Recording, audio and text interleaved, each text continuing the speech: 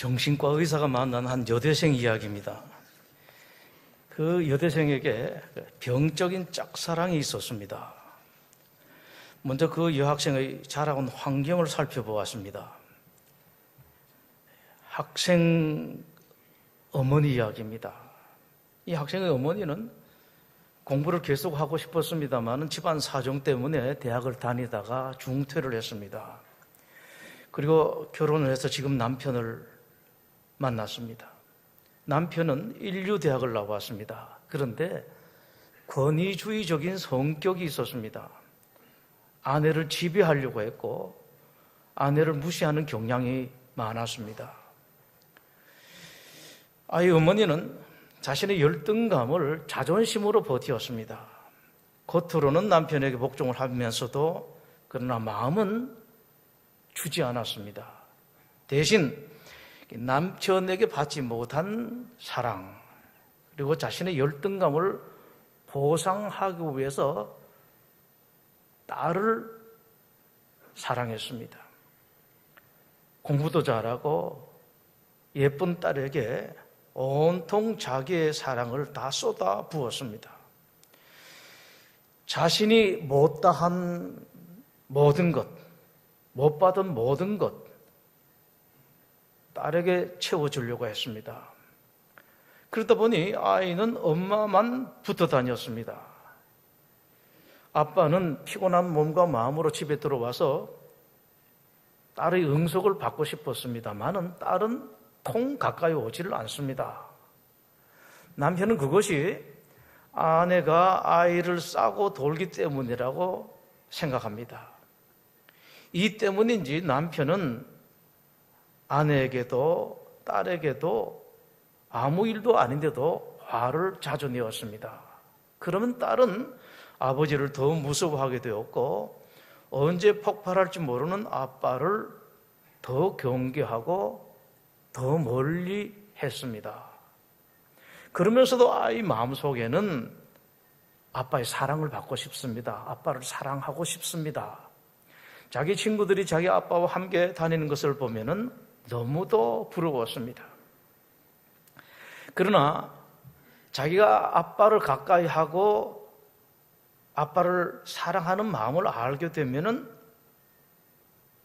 엄마가 그것을 알고 야단칠 것 같았습니다. 또 아빠에게도 아빠가 자기의 사랑을 받아줄지 믿어지질 않습니다. 그래서 아빠가 무서워서 가까이 간 시도도 하지도 못합니다. 매번 그런 생각이 들 때마다 엄마 생각하고 아빠 생각하다가 포기하고 말았습니다. 이것이 그 여대생에게 있었던 첫 번째 짝사랑. 사랑하고 싶고 사랑받고 싶지만은 그저 멀리서 바라만 볼 뿐 접근하지도 못하고 시도해보지 못한 이 여학생의 첫 번째 짝사랑이었습니다. 아이는 어느덧 자신은 아빠의 사랑을 받을 수 없는 사람으로 여기게 됩니다. 아이의 이런 경향은 어릴 때 그것으로 끝나지를 않습니다. 성장해 가면서 다른 남성에게까지 확대되어 갑니다.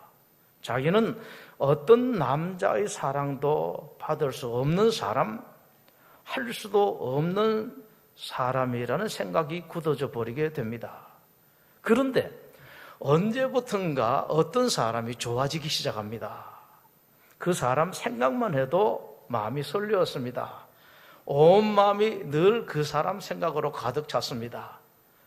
이래서는 안 되는데 하면서 안 그렇게 하려고 애를 써보기도 했습니다. 잊어보려고도 했습니다. 그러나 여러분 아시는 것처럼 사랑이 그렇게 마음대로 되나요? 그럴수록 그런 생각은 더 강하게 밀려왔습니다. 이 짝사랑의 대상은 자기 지도 교수였습니다. 그 교수는 많은 점에서 아빠와 유사했습니다. 학벌이나 지위도 비슷하고 아빠처럼 열심히 사는 것도 비슷했습니다. 더욱이 권위주의적이고 독선적인 면까지 아빠와 꼭 닮았습니다. 아빠와 다른 점이 있다면은 아빠는 자기를 별로 안 좋아하는 것 같고 자기를 멀리하는 것 같은데 이 교수님은 자기를 인정해주고 친절하다라는 것이었습니다. 교수로서는 공부 잘하는 학생 인정해주고 또 그런 학생 친절하게 대해준 것밖에 없었습니다. 그런데 이 학생은 아버지에게 그토록 받고 싶었던 사랑을 그 교수로부터 받는다라고 생각을 하게 됩니다. 아버지와 닮은 교수님이 자신을 인정해 준 것이 또 자기를 사랑해 준다고 생각되는 것이 너무도 고마웠습니다. 근데 그 고마움을 넘어서 사랑이 되었습니다. 그 학생은 아버지의 사랑을 받고 싶었습니다. 무엇보다도 아버지를 사랑하고 아버지 가까이 하고 싶었습니다. 그러나 아버지는 여전히 자기에게서 먼 존재였습니다. 그 사랑하고 싶은 마음, 사랑받고 싶은 마음, 아빠와 가까이 하고 싶은 그 마음, 그 억눌렸던 그 모든 마음이 그 교수님에게 폭발되어 나온 것입니다. 그러나 교수님을 향한 여학생의 사랑에는 두려움이 있었습니다.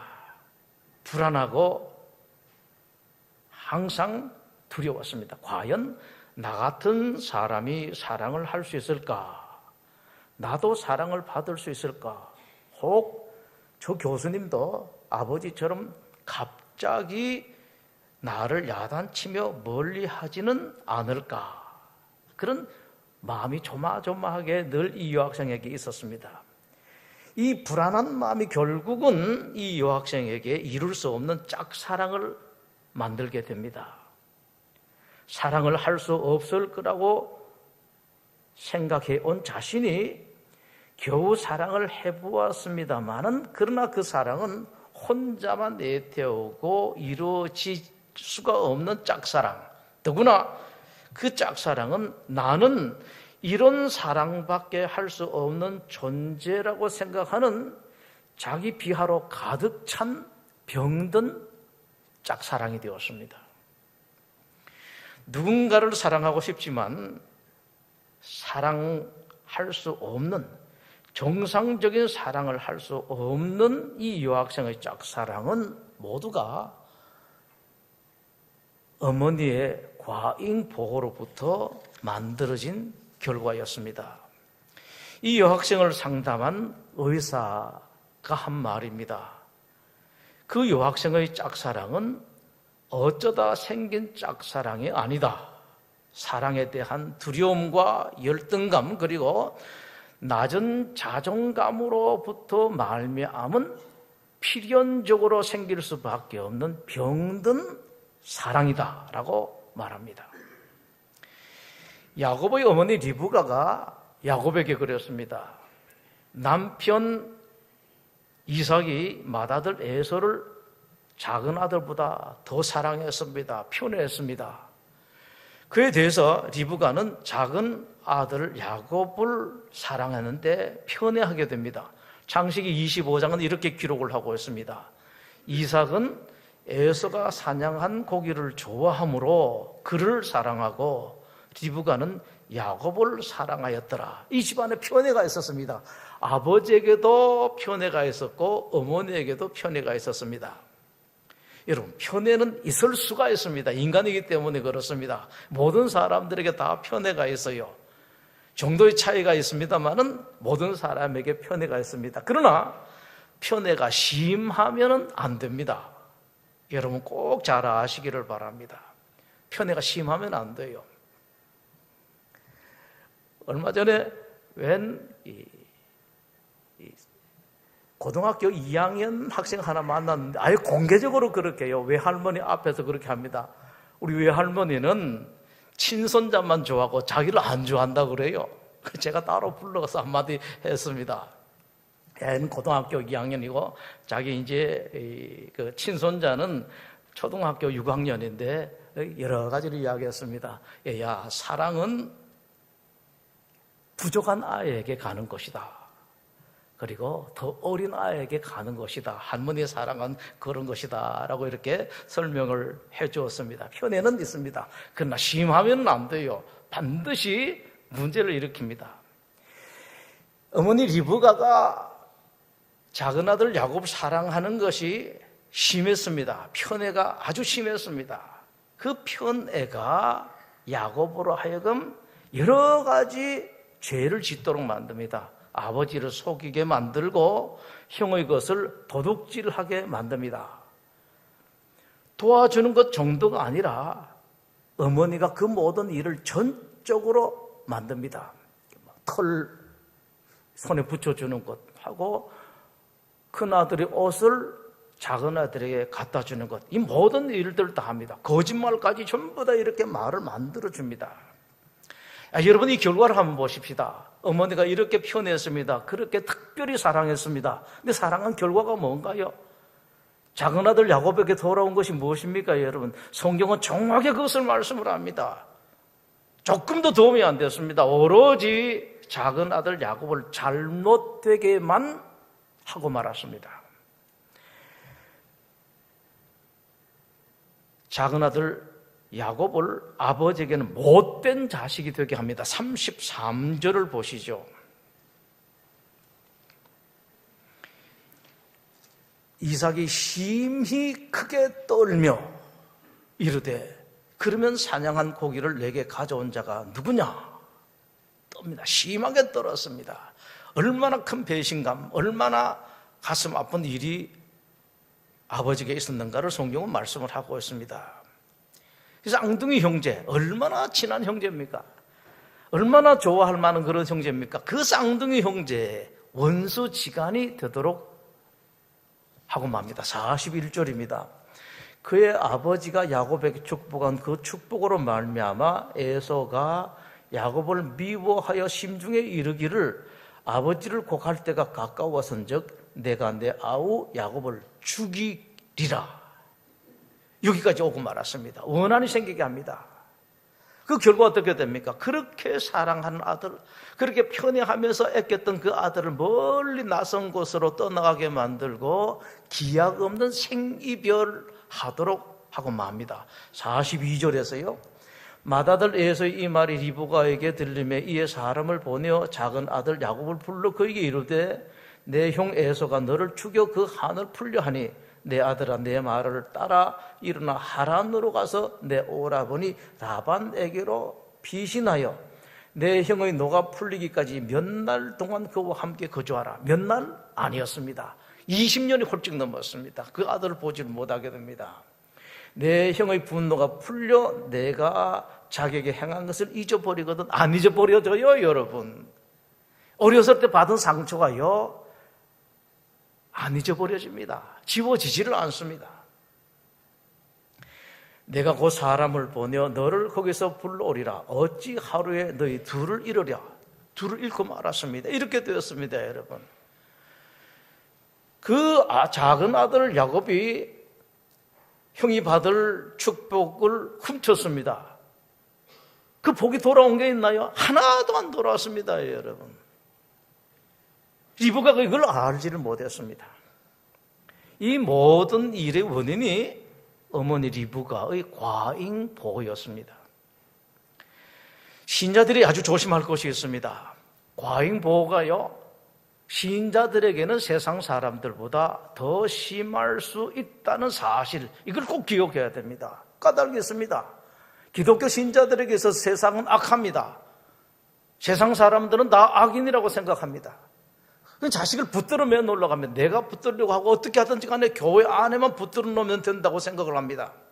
이러기 때문에 과잉보호가 심하게 생겨날 수가 있습니다. 과잉보호가 생기는 원인은 아주 여러 가지입니다만 그중에 가장 대표적인 것은 보호자의 결핍입니다. 희한하죠? 사랑이 아니라 나의 결핍 때문에 과잉보호가 일어납니다. 예를 들면은 보호자가 과거에 제대로 공급받지 못했습니다. 제대로 보호받지를 못했습니다. 제대로 살지를 못했습니다. 그런 아쉬움, 상처, 경험 이런 것들로 인해서 비록 나는 못 받았지만은 내 자식에게는 혹은 내 아내에게는 전부 다 해주겠다라는 그런 생각을 가지게 됩니다. 완벽한 후견인 노력하려고 그래요. 이건 자기에게 있어서 또 다른 병리 현상인 완벽주의를 만들어냅니다. 과잉 보호가 있는 사람에게는 반드시 완벽주의가 있습니다. 내 아내의 모든 것을 철저하게 내가 챙겨주겠다. 내 자식에게 필요한 모든 것들을 내가 챙겨주겠다. 완벽주의를 추구하게 됩니다. 이 과잉 보호가 겉으로 어떻게 나타나는가 하니까요, 아주 참 희한하게도 대단한 희생으로 나타나게 합니다. 희생적입니다. 아주 헌신적입니다. 자기의 모든 것을 자식에게 바치는 것 같습니다. 내 모든 것을 내 아내에게 바치는 것 같습니다. 하나도 부족함이 없이 모든 것을 정말로 아내를 사랑하는 것 같고 자식을 너무너무 사랑하는 것 같습니다. 어떻게 하면 더 해줄까? 혹시라도 내가 모자라고 덜 해준 것이 있나? 너 전전긍긍을 하게 돼요. 겉으로 보면 대단히 사랑하는 것 같습니다. 그런데 또 다른 형태는 소유의식으로 나타나게 됩니다. 아내를 자기 소유로 생각하게 돼요. 같은 한 몸입니다만 자기의 소유는 아닙니다. 자기 아내이지 자기 자식이지 자기 소유는 아님에도 불구하고 내 소유로 생각하게 됩니다. 내 소유로 생각하게 되면 필연적으로 나타나는 것이 내 아내를 내 마음대로 하려고 그래요. 자식을 마음대로 하려고 합니다. 그리고 이런 소유의식은 배타적입니다. 독점적입니다. 누가 가까이 하게 되게 되면 싫어합니다. 의처증으로 생겨나게 되고요. 자식에게 있어서도 마찬가지입니다. 연애할 때가 되면은 아들도 딸도 연애를 해야 되는데 이상하게 보면은 안 좋아하는 사람들이 있습니다. 특히 아빠들이 딸 자식 연애하면 싫어하는 사람들이 제법 있습니다. 내 소유로 생각하기 때문에 나만 사랑하려고 생각하기 때문에 그렇습니다. 사위 될 사람에 대해서 좋은 생각을 덜 해요. 객관적이지를 못합니다. 항상 트집만 잡게 됩니다. 이런 현상이 생겨나서 자기 딸을 상당히 어렵게 만드는 그런 일들이 생겨납니다. 병적인 소유의식 때문에 그렇습니다. 이 과잉 보호가 가져오는 가장 무서운 결과는 피보호자에게 있습니다. 대단히 무섭습니다. 먼저는 피보호자라 하여금 자기 자신에 대해서 무능력감을 가지도록 합니다. 아내를 무능력자인 것처럼 생각하게 되고 자식을 그렇게 생각하도록 만들어갑니다. 자신에 대해서 불신하도록 만듭니다. 나는 아무것도 할 수 없는 사람, 나는 별 대단하지 못한 그런 존재, 자신감을 상실하게 됩니다. 이 참 중요한 자신감을 상실하게 된 문제가 너무 많습니다. 여러분, 자신감은 인생에 있어서 너무나도 중요한 요소인데 크게 두 가지로 예를 들면 그렇습니다. 행복에 있어서 자신감은 대단히 중요한 요소예요. 사람이 행복하려면 인격이 건강해야 됩니다. 건강한 인격이 있어야 되는데 건강한 인격을 구성하는 세 가지 요소가 첫 번째는 소속감입니다. 두 번째는 자기 자신의 가치감이에요. 그 다음에 세 번째는 자신감인데 과잉보호는 이 자신감을 빼앗아 버린다고요. 그 다음에 우리 학생들이 성적을 내는데 시험 보는 데서 그렇습니다. 실력은 좋은데 아이를 열심히 데리고 다니면서 어머니가 차 태워 다니면서 이 학원 저 선생님 이 선생님한테 데리고 다니면서 열심히 했습니다. 그런데 평소에 잘하는 것 같은데 이런 학생들이요 시험을 보면 시험을 못 봐요. 까닭이 있습니다. 자신감을 잃어버리기 때문에 그렇습니다. 학생들이 성적 내는 데 있어서 아주 가장 중요한 요소가 세 가지인데 하나는 여러분 충분히 생각하시는 것처럼 집중력입니다. 집중력이 있어야 되고 그 다음에 마음의 안정이 있어야 됩니다. 근데 조금 전에 말씀드린 것처럼 이 아이를 이 학원에 보내고 이 선생님에게 보내고 엄마가 붙어서 이렇게 하다 보면은 아이가 안정이 안 돼요. 자기 무게 중심이 위로 올라오게 됩니다. 아래에 없어요. 늘 흔들리게 됩니다. 엄마한테 끌려다니니까요. 무엇보다도 잃어버리는 것이 자신감입니다. 나는 엄마에 붙어있는 껌처럼 여기저기 끌려다닌다고 생각하게 됩니다. 과잉보고는 이토록 인생에게 있어서 중요한 자신감을 잃어버리게 만듭니다. 그 다음에요, 자신감, 의식, 이것만 잃어버리냐? 그렇지 않습니다. 과잉보호를 받은 사람이 잃어버리는 것은 자신감뿐만 아니라 실제 능력도 잃어버리게 돼요. 오랫동안 과잉보호를 받다가 보면은 어느덧 자신이 할 수 있는 것이 별로 없습니다. 연을 제대로 날리려고 하면은 어느 정도 줄을 풀어줘야 됩니다. 근데 과잉보호는 줄을 안 풀어줘요. 자식으로 하여금 못 날게 만듭니다. 여러분, 연 날 때 줄 짧게 해가지고 한번 띄워보십시오. 땅에 깔아앉습니다. 너무 많이 풀어줘서도 안 됩니다만 어느 정도 연 풀어줘야 되는데, 자식이와 똑같고요, 아내도 마찬가지입니다. 그렇게 잠재 능력이 있는 아내를 아주 무능한 아내로 만들어가는 남편들이 적지 않겠습니다. 내가 다 챙겨주려고 하기 때문에 그래요. 어느 정도 놓아줘야 됩니다.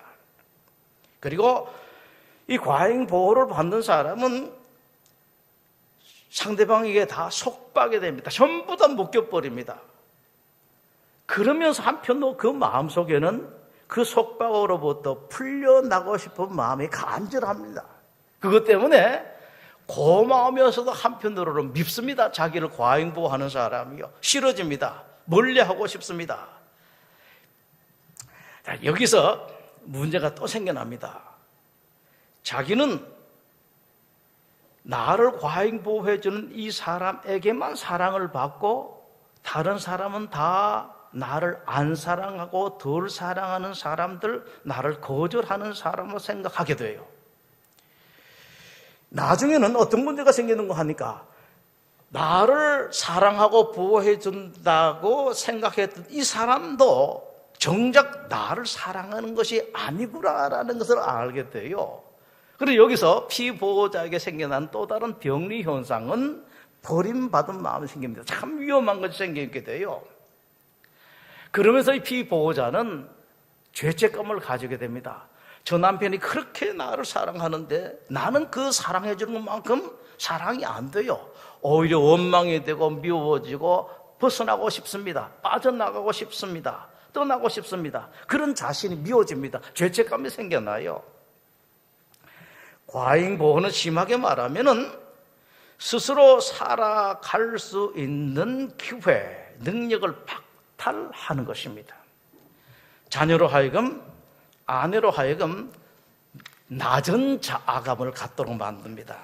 열등감을 가지도록 만드는 것이 과잉보호라고요. 여러분, 과잉보호의 폐해는 결손보다 더 심합니다. 더 치료가 어렵습니다. 결손은 차라리 쉽습니다. 치료할 수가 있습니다. 결손 가정, 아내나 자식들은 자립이 가능합니다만은 과잉보호받은 사람은 혼자 살 각오가 되어 있지를 않습니다. 능력도 잃어버리게 됩니다. 일종의 바보가 됩니다. 과잉보호를 받은 아내들은 바보 만들어서 그 바보와 살아가는 것입니다. 바보 자식을 만들어서 바보로 살아가게 됩니다, 여러분. 그래서 혹시 여러분들 가운데 나는 사랑을 받지 못한 사람이다, 보호를 받지 못한 사람이다, 차라리 감사하는 마음도 가져야 됩니다. 과잉보호보다 훨씬 낫다고요. 난 사랑 못 받았다고, 난 보호 못 받았다고 뭐 섭섭해할 것도 없습니다. 과잉보호는요, 가만히 들여다보면은 사실은 사랑이 아닙니다. 아내 사랑하는 것이 아니라, 자식 사랑하는 것이 아니라 자기 사랑입니다, 여러분. 그는 본인도 모릅니다. 상대방도 처음에는 모릅니다. 그러나 상대방은 나중에 압니다. 저분이 나를 저렇게 과잉보호하는 것이 나를 사랑하는 것이 아니라 자기 사랑이구나. 자식들도 그걸 알게 돼요. 하나님께서 인간에게 싫어하시는 것 하나가 한계를 모르는 것입니다. 하나님은 한계를 알기를 원하세요. 하나님께서 인간에게 최초로 주신 명령이 바로 한계를 알아라. 선악과를 내놓고 이렇게 먹을 수도 있는데 먹지 말라고 말씀을 하셨습니다. 한계를 알라는 그런 말씀이죠. 한계는 두 가지로 나타납니다. 하나는 내가 할 수 있는 것이 있고 할 수 없는 것이 있는 이 한계를 알아라라는 말씀이고, 두 번째는 내가 할 수 있어도 해서는 안 될 것이 있는 이 한계를 알아라는 것입니다. 할 수 있는 것, 없는 것, 해도 되는 것, 안 되는 것, 이걸 알아라는 것이 하나님의 큰 명령입니다. 신자들은 이걸 알아야 됩니다. 내가 어디까지나 할 수가 있고 어떤 것은 할 수 없다, 이것을 알아야 될 것이고, 또 하나는 내가 혹시 할 수 있는 일이 있어도 이것은 내가 해서는 안 된다라는 것을 알아야 됩니다. 그 한계를 알지 못할 때, 혹은 한계를 넘을 때, 그것은 사랑이 아니고 보호가 아니고 독약입니다, 여러분.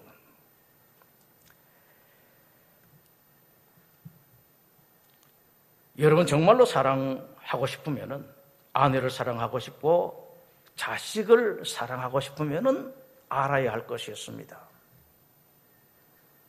하나님의 자녀들에게 있어서 무엇보다는 하나님께서 내 아내를 나보다 더 사랑하신다, 내 자식을 나보다 더 사랑하신다라는 것을 알아야 됩니다.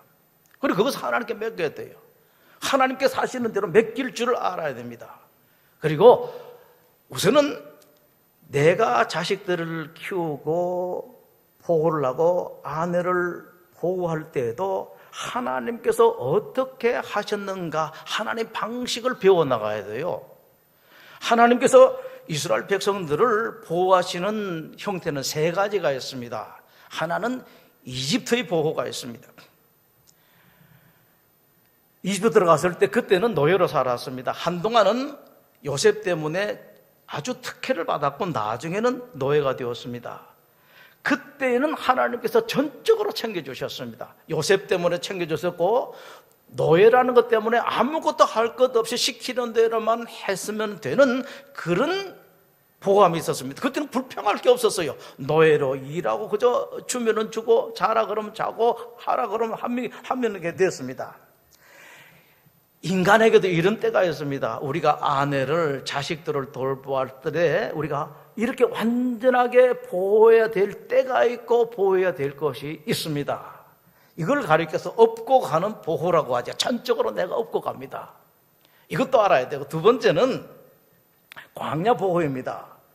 이스라엘이 이것저것 할 수가 있었습니다만은 할 수 있는 일이 한정이 됩니다. 할 수 있는 것도 있고 없는 것도 있습니다. 물도 있을 때도 있었고 없을 때도 있었고, 식량도 그렇고 군사가 어느 정도 있습니다만 이길 수 있는 적도 이길 수 없는 적도 있었습니다.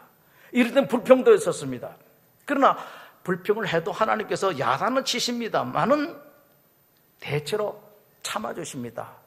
들어주세요. 그러냐? 내가 알았다. 물도 챙겨주고 먹을 것도 챙깁니다. 고기 먹고 싶다면 고기도 챙겨줘요. 그러나 하나님의 기대는 점점 더 높아집니다. 처음보다는 조금 더 기대를 많이 하시게 되고, 하나님 야단치는 것도 처음보다는 조금 더 야단칩니다. 언제까지나 어린아이들 챙기듯이 그렇게 챙기지는 않습니다. 이걸 가리켜서 동행하는 보호라고 말할 수가 있습니다. 세 번째, 가나안 보호입니다. 훈련이 시작됩니다. 냉혹합니다. 안팎에 적을 보내십니다. 하나님 보호가 급격하게 떨어지게 됩니다. 만나도 그치게 되고 하늘에서부터 주시는 그 무엇이 제대로 없습니다. 겉으로 보기에는 하나님께서 더 이상 보호 안 해주시는 것 같습니다. 그러나 그렇지가 않습니다. 하나님 보호가 종결된 것이 아니라 눈으로만 안 보일 뿐 하나님께서 멀리서 항상 챙겨주셨습니다. 이것을 가리켜서 원거리 보호라고 할 수가 있습니다. 바로 이 방식입니다. 신자들이 자식을 키우는, 내가 돌보는 사람 보호해주는 방식, 이걸 제대로 배워나가야 됩니다. 우리가 자식을 사랑할 때 내가 이렇게 하면 되겠다, 이건 아닙니다. 여러분들은 꼭 아셔야 됩니다. 세상 사람 그렇게 한다 하더라도 기독교 신자라면은 여러분들이 아무리 똑똑하고 아무리 경험 많고 아무리 많은 것을 배웠다 할지라도 그건 아닙니다. 기독교 신자는 그렇게 살아가는 것이 아닙니다. 세상 사람들에게 세상에서 배울 것도 아닙니다. 여러분들은 배워야 될 것이 하나님으로부터 배워야 됩니다. 하나님께서 당신의 백성들을 어떻게 돌보았는가? 나는 그러면은 내 사랑하는 사람을 어떻게 돌보아야 되는가? 계속해서 성경을 보면서 배워나가야 된다고요. 무엇보다도 여러분 다시 한번 확인하십시오. 여러분 사랑하는 자식은 여러분의 자식이기 이전에 하나님의 자식인 것을 알아야 됩니다. 내가 내 자식을 사랑하는 것보다도 하나님께 훨씬 더 사랑하시는 것을 알고 믿고 하나님께 맡길 줄 알아야 돼요. 그러려면 뭐 해야 됩니까? 그냥 맡기는 건 아닙니다. 여러분 꼭 조심하셔야 됩니다. 여러분들이 그냥 맡겨놔도 하나님 챙기십니다만은 여러분이 맡기고 기도하느냐 안 하느냐는 천지 차이가 난다고요. 하나님은 여러분이 기도하는 걸 좋아하십니다. 그리고 여러분의 기도에 응답하는 것을 좋아하십니다. 여러분 자식을 위해서 기도할 때에 하나님께서 하나하나 들으시고 응답하시게 됩니다. 물론 하나님의 자식은 다 챙깁니다만은 내가 기도한 자식, 기도하지 않은 자식 크게 차이가 납니다. 하나님께 자식을 위해서 기도하십시오. 딸을 위해서 기도하십시오. 마음으로만 기도한다. 그건 기도가 아니에요. 기도의 자식은 망하지를 않습니다. 우리 믿음의 선배들이 계속해서 한 말, 그리고 믿음의 선배들이 삶을 통해서 체험한 것이 바로 그것입니다. 기도의 자식은 절대 망하지를 않습니다. 기도하겠습니다.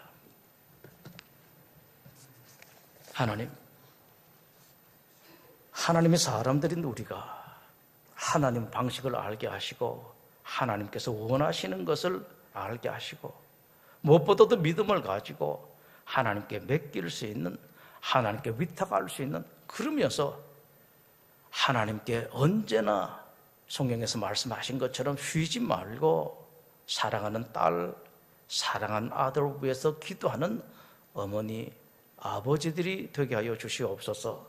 예수님의 이름으로 기도드립니다. 아멘.